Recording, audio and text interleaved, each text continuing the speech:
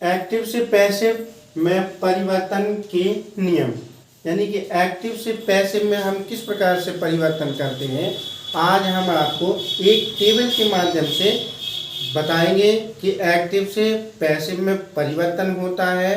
तो जैसे टेंस है, प्रेजेंट टेंस है, पास्ट टेंस है और फ्यूचर टेंस है, इन तीन टेंसों में परिवर्तन होता है। और उसके भी जैसे प्रेजेंट इंडेफिनिट, उसमें परिवर्तन होता है, एक्टिव से पैसिव वॉइस बनता है। और प्रेजेंट कंटीन्यूअस में भी परिवर्तन होता है, प्रेजेंट परफेक्ट में भी परिवर्तन होता है, यानी कि हम एक्टिव से पैसिव वॉइस बनाते हैं। इसके बाद past indefinite, past continuous, past perfect, future indefinite, future perfect. तो टेंसों में केवल 8 प्रकार के टेंसों का एक्टिव से पैसिव वॉइस में परिवर्तन कर सकते हैं, जिसमें 4 टेंसों का एक्टिव से पैसिव वॉइस का परिवर्तन नहीं होता। तो आइए एक टेबल के माध्यम से हम आपको दिखा रहे हैं कि किस प्रकार से एक्टिव से पैसिव वॉइस में परिवर्तन होता है। बहुत ही सिंपल है, आप आराम से सीख सकते हो। देखिए इधर, तो हम क्या करते हैं कि एक टेबल बना लेते हैं।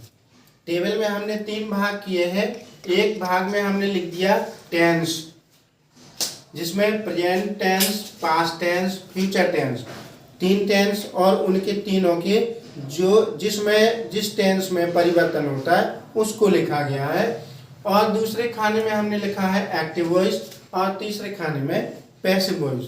तो हम केवल एक ही सेंटेंस लेंगे और तीनों टेंसों के अलग अलग प्रकारों में हम जो है उसका परिवर्तन करके दिखा रहे हैं। तो सबसे पहले देखिए प्रेजेंट इंडेफिनिट।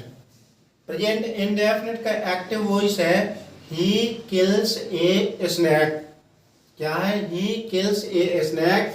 अब इसमें क्या है? कर्ता है, क्रिया है और कर्म है।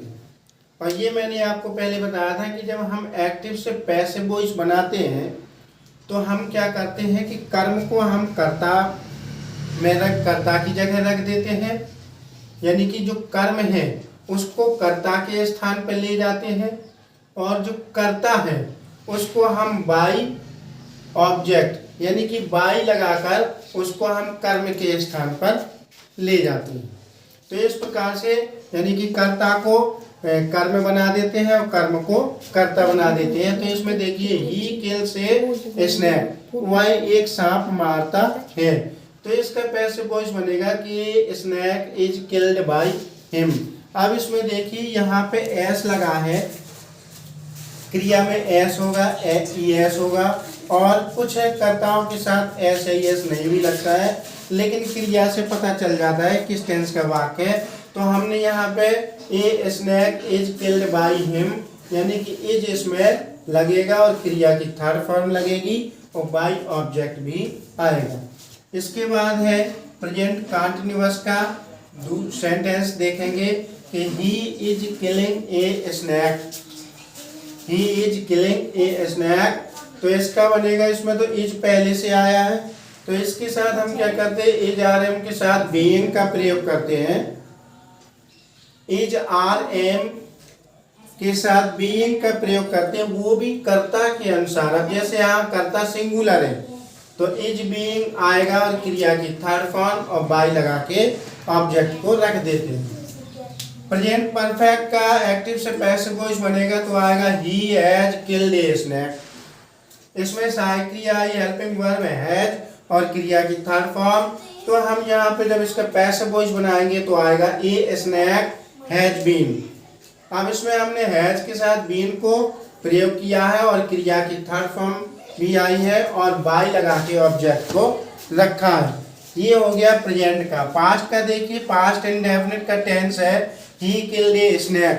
क्या है? He killed A snack. तो इसका पैसिव वॉइस बनाएंगे तो इसका आएगा ए स्नैक वाज। यहाँ पे क्रिया की सेकंड फॉर्म आती है तो वाज वेयर का प्रयोग हम पैसिव वॉइस में करते हैं, वो भी कर्ता के अनुसार, और उसके साथ क्रिया की थर्ड फॉर्म आएगी बाय ऑब्जेक्ट को रख देते हैं, वाक्य पूरा करते हैं। पास्ट कंटीन्यूअस का टेंस है he was killing A snack, तो वह एक सांप मार रहा था, इसमें आएगा इसमें क्या करेंगे, हम जो स्नैक है इसको हम ये कर्म है तो यहाँ कर्ता बना देंगे। क्या करेंगे, कर्ता बनाएंगे और वाज के साथ बीइंग का प्रयोग करेंगे, क्रिया की थर्ड फॉर्म आएगी और बाय ऑब्जेक्ट को रख देते हैं। तो इस प्रकार से ये एक्टिव से पैसिव वॉइस बन जाता है। आइए देखते हैं पास्ट परफेक्ट का वाक्य है और उसको हम उसका एक्टिव से पैसिव वॉइस कैसे बनाएंगे।